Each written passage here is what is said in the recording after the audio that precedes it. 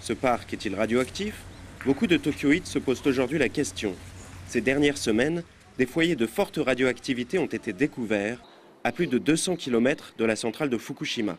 Dans cet arrondissement de la capitale, des équipes municipales traquent ces points chauds.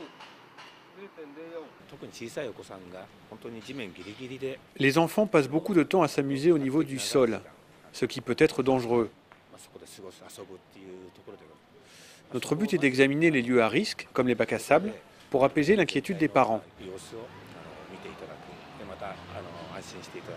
Depuis l'accident nucléaire de Fukushima, il y a 8 mois, les particules radioactives diffuses se sont concentrées, souvent dans des endroits où la pluie s'accumule, comme les espaces verts. Ici, rien n'a été décelé, mais ce père de famille n'est pas pour autant rassuré. Les autorités donnent des mesures de radiation, mais moi, je ne vois ça qu'à travers les médias. Je me demande parfois s'ils disent la vérité. Ça a un côté très inquiétant. Dans ce supermarché du même arrondissement, des doses très élevées ont été mesurées. Pourtant, elles ne sont pas liées à l'accident nucléaire.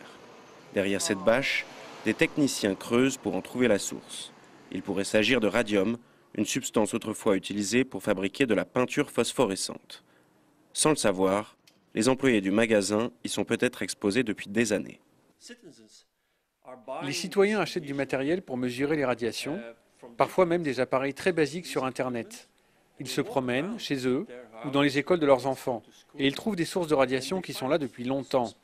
On ne les avait jamais détectées parce qu'auparavant personne ne s'y promenait avec ce type d'équipement.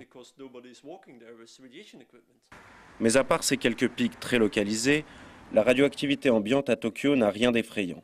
Elle se situe en général en dessous de 0,17 microsieverts par heure, une quantité équivalente à celle qu'on peut trouver à Paris.